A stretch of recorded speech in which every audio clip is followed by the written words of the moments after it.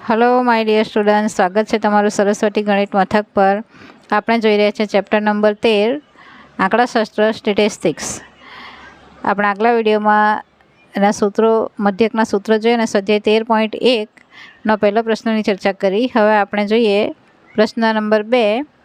એક ફેક્ટરીમાં 50 કારીગરોના દૈનિક વેતનના નીચે આપેલા વિતરણનો વિચાર કરો।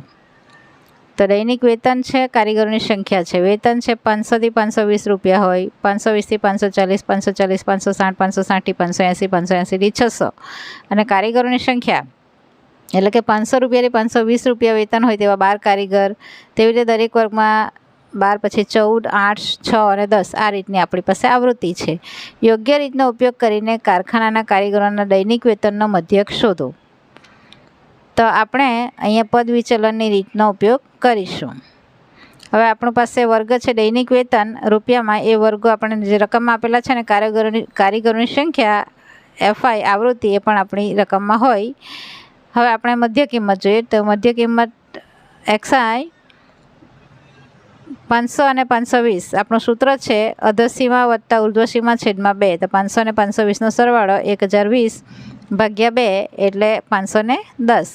બીજી રીતે જોઈએ તો 500 અને 520ની વચ્ચે કોણ આવે? 510। 500 અને 520નો તફાવત છે 20, તેમાંથી 10 આપણે આમાં ઉમેરી દેવાનું એટલે 510। 510 પછી 520 અને 540ની વચ્ચે આવે 530, 540 અને 560ની વચ્ચે આવે 550, આ રીતે। હવે જો આપણી પહેલી મધ્ય કિંમત શોધાઈ ગઈ 510, હવે વર્ગ લંબાઈ છે 20-20, દરેક સમાન વર્ગ લંબાઈ છે। સમાન વર્ગ લંબાઈ હોય તો પદ વિચલનની રીતનો ઉપયોગ એકદમ સરળ થઈ જાય છે, એટલે એ જ કરવાનું। હવે 510 પછી આપણો જે વર્ગ લંબાઈ 20 છે તો 510માં 20 ઉમેરી એટલે 530, એમાં 20 ઉમેરી એટલે 550, એમાં 20 ઉમેરી એટલે 570 અને એમાં 20 ઉમેરી એટલે 590। હવે આપણે જે આપણી મધ્ય કિંમત છે તેમાં જે વચ્ચે આવતી હોય મધ્ય કિંમત તેને એ ધારવાનું। તો આપણે 550ને એ ધારી લઈએ અને આપણી વર્ગ લંબાઈ 20 છે તો XI - A છેદમાં H એ ગણતરી કરતાં પણ આપણને આ જ જવાબ મળે।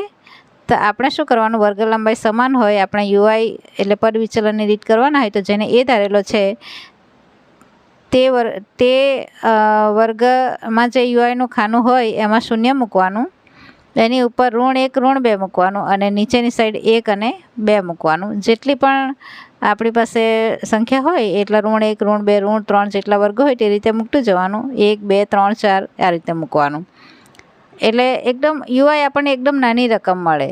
એકદમ સરળ રીત છે આ। હવે FI UI એટલે FI અને UIનો ગુણાકાર। અત્યારે તમારે FI XI કરવું હોય તો 510ને 12નો ગુણાકાર કરો, આપણે 530ને 14નો ગુણાકાર, તો આપણને FI XI મળે, જે આપણે પહેલાં દાખલામાં જોયું। કેટલી મોટી રકમ મળે, આપણું કામ બહુ વધી જાય અને આ એકદમ સરળ થઈ જાય। 12 દુ 24 માઇનસ 14 એકુ 14 માઇનસ 8 ગુણ્યા 0 0, 6 એકુ 6 અને 10 દુ 20, એકદમ સિમ્પલ। હવે ઋણનો સરવાળો અલગ કરવાનો, ધનનો અલગ કરવાનો, પછી બાદબાકી કરી દેવાની। 14 અને 24 અને 14નો સરવાળો છે 14 ને 4 18 ને 20 38, 38 અને 20 ને 6 26, 38માંથી 26 બાદ કરીએ એટલે આપણને મળે 12, મોટી સંખ્યા ઋણ એટલે -12 અને આ સરવાળો છે 50, જે આપણને 50 કારીગરોની સંખ્યા આપી દીધી છે। તો એ છે આપણો સિગ્મા FI। હવે સૂત્ર છે મધ્યક X બાર બરાબર A plus sigma FI UI છેદમાં સિગ્મા FI ગુણ્યા H। સૂત્ર આપણે ખાસ ગોખી કાઢવાના। સૂત્રનો એક માર્ક્સ છે, સૂત્ર તમારે લખવાનું જ હોય ફરજિયાત, અને સૂત્ર આવડશે તો જ દાખલા આવડશે અને એની ગણતરી પણ તો જ સાચી પડશે। હવે એ આપણે ધારેલો છે 550 એટલે 550 એની જગ્યા પર લખી દેવાના પ્લસ સિગ્મા FI UI મળે છે -12, તો -12 છેદમાં સિગ્મા FI છે આપણા 50 એટલે 50 લખવાના ગુણ્યા H 20 છે, વર્ગ લંબાઈ 20-20નો ગાળો છે એટલા માટે 20। હવે 12 દુ 24 ઉપરનો ઉપર ગુણાકાર કરીએ તો 12 દુ 24, આ 0 0 ઉડાડી દઈએ તો 24ના છેદમાં 5 કરીએ તો એ આપણે ભાગાકાર કરવું પડે, અને જો તમારે ભાગાકારની ક્રિયાથી બચવું હોય છેદમાં 50 છે આપણને ખબર છે, તો 50 ને આપણે 2 વડે ગુણીએ તો 100 મળે, તો આપણે છેદમાં 50 ગુણ્યા 2 કરીએ ને ઉપર 12 દુ 24 એટલે 240, આ 0 ચડાવતા 240। હવે છેદમાં 2 ગુણીએ તો ઉપર પણ 2 ગુણવાનું, એટલે આપણે એક્સ્ટ્રા 2 વડે ગુણીએ છીએ તો 24 દુ 48 એટલે 480 આ શૂન્ય ચડાવતા, અને છેદમાં 50 દુ 100 એટલે આપણે પોઈન્ટ જ કાપવાના રહી. છેદમાં 100 છે એટલે પોઈન્ટ પાછળના બે આંકડા છોડીને પોઈન્ટ મૂકી દેવાનો. તો 4.80 એટલે -4.80. હવે એ 4.80 આપણે આ સમગ્ર જે આનું સાદુરૂપ આપ્યું એની જગ્યા પર 4.80 મૂકીએ તો 550 ઓછા 4.80. આ પ્લસનો માઇનસ થઈ જાય કેમ કે આપણી પાસે આ માઇનસ છે ચિહ્ન. હવે 550માંથી 4.80 બાદ કરીએ તો 550 ઓછા 480 કરવાના નહીં. પોઈન્ટ નીચે પોઈન્ટ આવવો જોઈએ. તો 550માં પોઈન્ટ નથી તો શું કરવાનું? 550.00 મૂકી દેવાનું અને 4.80.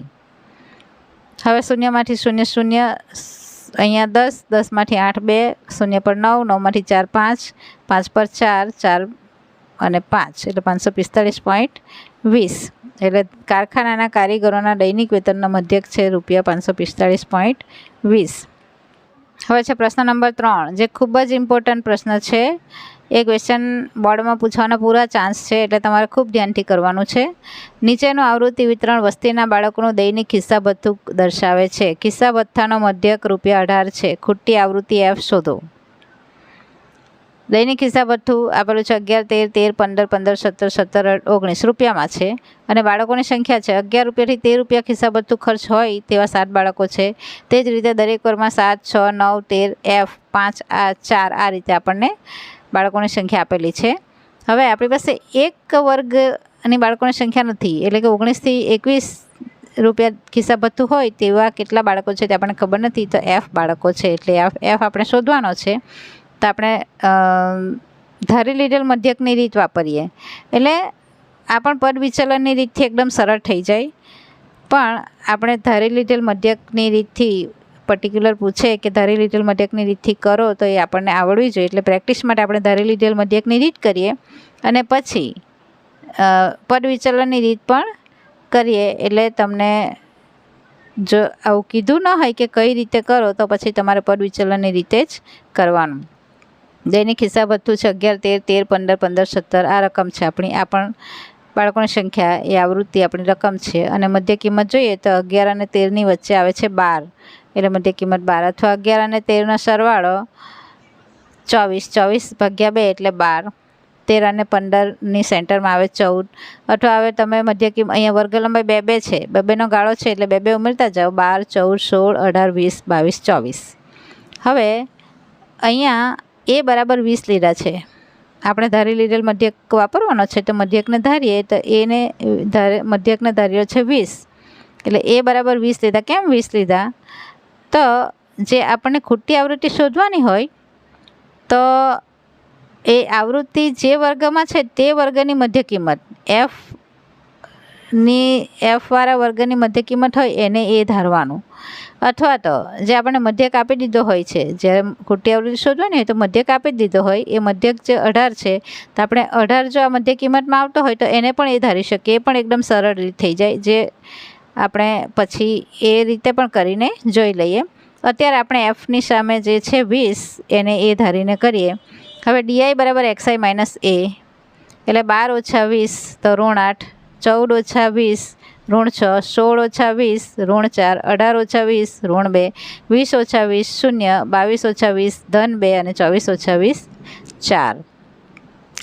FI DI એટલે FI અને DIનો ગુણાકાર 7 8 56 માઇનસ 6 6 36 માઇનસ 9 ચક 36 માઇનસ 13 દુ 26 માઇનસ F ગુણ્યા 0 0, 5 દુ 10 ધન અને 4 ચક 16 ધન. હવે ઋણનો સરવાળો કરી લઈએ તો એ છે 6 6 12 6 તાલી 18 6 ચક 2404 વડી 2 5 ને 2 7 ને 3 10 ને 3 13 ને 2 15 એટલે 154 કેવા માઇનસ 154 વત્તા 16 ને 10 26 એ ધન. એક ઋણ ને એક ધન હોય તો હંમેશા બાદબાકી થાય. 154માંથી 26 જાય તો આપણને મળે છે 128. મોટી સંખ્યા ઋણ એટલે ઋણ 128. અને આ સરવાળો જોઈએ તો બાળકોની સંખ્યા છે 7 ને 6 13, 13 ને 9 22, 22 ને 3 25 ને 10 35, 35 ને 5 40 ને 4 44, 44 વત્તા F. આ છે આપણો સિગ્મા FI. હવે આપણે સૂત્રમાં કિંમત મૂકીએ તો ધારી લીધેલ મધ્યકનું સૂત્ર છે x બાર બરાબર A plus sigma FI DI છેદમાં સિગ્મા FI. મધ્યક છે એક્સ બાર 18 બરાબર 20 વત્તા FIDI સિગ્મા છે -128 એટલે 128/44 વત્તા એફ જે આપણો સિગ્મા FI છે. હવે જોઈએ તો આ 20ને અહીંયા બાદબાકીમાં લઈએ 18 ઓછા 20 કરી દઈએ એટલે આ બાજુ રહી જાય -128/44 વત્તા એફ. 18માંથી 20 જાય તો 2 મોટી સંખ્યા ઋણ એટલે -2 બરાબર -128/44 વત્તા એફ. હવે આ 44 વત્તા એફને બંને બાજુ ઋણ એટલે ધન, આ ઋણ છે આ પણ ઋણ છે એટલે તો આ 2ને છેદમાં લઈ આવીએ અને 44 વત્તા એફને ગુણ્યામાં લઈ જઈએ એટલે 44 વત્તા એફ બરાબર 128/2 એટલે 64 128. હવે આ 44ને 64ની બાજુમાં માઇનસ કરીને લઈ આવ્યા એટલે એફ બરાબર 64 ઓછા 44 એટલે એફ બરાબર 20. આમ ખોટી આવૃત્તિ એફ બરાબર 20 છે. હવે આપણે એ જ પ્રશ્નને પદ વિચલનની રીતે કરીએ અને 18 જે આપણને મધ્યક આપી દીધેલો છે 18 તો મધ્યક કિંમતની અંદર આપણે ધારેલો મધ્યક 18 લઈને ગણતરી કરીએ એટલે તમને બંને રીતે ખબર પડી જાય. તો વર્ગ આપણને આપી દીધેલા છે જ છે, આવૃત્તિ પણ તે જ છે અને સિગ્મા FI છે આપણે 44 વત્તા એફ જે આપણે આગળ ગણી લીધો છે. હવે મધ્ય કિંમત પણ એ જ છે પણ આપણે ધારીએ કોને છે 18ને ધારી લીધેલો મધ્યક એ બરાબર 18 લઈએ છીએ. તો પદ વિચલનની રીતમાં UI બરાબર XI માઇનસ A છેદમાં H. તો એ જે ધાર્યો છે એ વર્ગમાં UI 0 મૂકી દેવાનું, પછી એની ઉપર -1 -2 -3 મૂકવાનું અને નીચેની સાઈડે 1 2 અને 3 ધન મૂકવાના. બરાબર, એકદમ સિમ્પલ. દર વખતે આ જ કરવાનું, પણ એ વસ્તુ ક્યારે કરવાની? જ્યારે વર્ગ લંબાઈ સમાન હોય, 2 2નો ગાળો છે બધાની વચ્ચે, સરખી વર્ગ લંબાઈ હોય તો જ આ રીત થાય, નહીં તો ધારી લીધેલા મધ્યકની રીત જ કરવાની. તો આ રીતે 0 -1 -2 -3 ઉપર મૂકવાનું, શૂન્યની નીચેની સાઈડે 1 2 3 મૂકવાનું. હવે FIUI કરી લઈએ. સિગ્મા FIUI આપણે જોઈએ છે એટલા માટે તો અહીંયા સિગ્મા નથી લખવાનું, સિગ્મા આપણે છેવટે લખવાનું છે. 7 તાલી 21 માઇનસ 6 દુ 12 માઇનસ 9 એકુ 9 માઇનસ 13 ગુણ્યા 0 0 એફ ગુણ્યા 1 એટલે એફ અને 5 દુ 10 4 તાલી 12. હવે ઋણનો અને ધનનો સરવાળો અલગ, પરંતુ ઋણની અંદર પણ 12 છે, ધનમાં પણ 12 છે એટલે આપણે 12 ધન ઋણ ઉડાડી દઈએ છીએ, શૂન્ય થાય એટલા માટે. હવે -21 ને -9નો સરવાળો છે -30 અને 10 એટલે +10 ને +F તો છે જ એટલે -30 +F +10. -30 અને ધન 10 એની બાદબાકી થાય, એક ઋણ અને એક ધન હોય તો હંમેશા બાદબાકી થાય, આપણને ખબર છે. 30માંથી 10 જાય તો 20, મોટી સંખ્યા ઋણ એટલે -20 +F. આ આપણો છે સિગ્મા FIUI. હવે આપણે સૂત્રમાં કિંમત મૂકીએ. સૂત્ર છે આપણું x બાર બરાબર A પ્લસ સિગ્મા FIUI છેદમાં સિગ્મા FI ગુણ્યા H. x બાર આપણને આપી દીધેલો છે 18 અને એ આપણે ધારેલો છે 18 એટલે 18 બરાબર 18 વત્તા સિગ્મા FIUIની કિંમત -20 +F છેદમાં સિગ્મા FI છે 44 +F ગુણ્યા H આપણો છે 2. હવે આ 18ને 18ની બાજુમાં આ સાઈડે લાવતા એ માઇનસ થઈને આવે એટલે 18 ઓછા 18 બરાબર આ બાજુનું બેઠું મૂકી દે -20 +F છેદમાં 44 +F ગુણ્યા 2. 18 ઓછા 18 શૂન્ય થાય, આ તરફ આપણે બેઠું મૂકેલું છે. હવે આ 44 +F એક ગુણ્યામાં શૂન્યની બાજુમાં જાય અને 2 ભાગ્યામાં આવે, ગુણ્યામાં છે તે ભાગ્યામાં અને ભાગ્યામાં છે તે ગુણ્યામાં એટલે 44 +F છેદમાં 2 કરી દીધા. આ બાજુ રહી જાય છે -20 +F. હવે શૂન્યની સાથે ગુણાકાર અને ભાગાકાર બંને બધું શૂન્ય થવાનું એટલે 0 બરાબર -20 +F મળે આપણને. આ 20 શૂન્યની બાજુમાં આવતા ધન 20 થાય એટલે 20 બરાબર F, માટે F બરાબર 20. એકદમ સીધું અને સરળ અને તમને જરા પણ ગૂંચવાડો મુશ્કેલી થાય નહીં. એટલે તમે આ રીતે પણ કરી શકો કે જ્યારે મધ્યક આપી દીધો હોય, આપણને 18 મધ્યક તો આપેલો જ હોય, ખોટી આવૃત્તિ શોધવાની હોય, પણ એ મધ્યક જો આપણી મધ્ય કિંમતમાં આવતો હોય તો એને એ ધારીને કરો તો એકદમ સરળ થઈ જાય. અથવા તો પછી F જ્યાં છે એ વર્ગની જે મધ્ય કિંમત તેને એ ધારીને કરો તો પણ એકદમ સરળ થઈ જાય. પરંતુ જ્યારે વર્ગ લંબાઈ સરખી હોય ત્યારે તમારે પદ વિચલનની રીત કરવાની પરીક્ષામાં, એ જ એકદમ સરળ અને સીધી છે. પરંતુ જો તમને એમ કીધું હોય કે ધારી લીધેલા મધ્યકની રીતે કરો તો પછી તે રીતે કરવાનું. અને જો વર્ગ લંબાઈ સરખી ન હોય, અસમાન હોય તો તમને કઈ રીત સરળ પડે? ધારી લીધેલ મધ્યકની રીત સરળ પડે. તો આવજો વિદ્યાર્થી મિત્રો. જય માં સરસ્વતી. હવે આવતા વિડીયોમાં આપણે આગળના પ્રશ્નોની ચર્ચા કરીશું.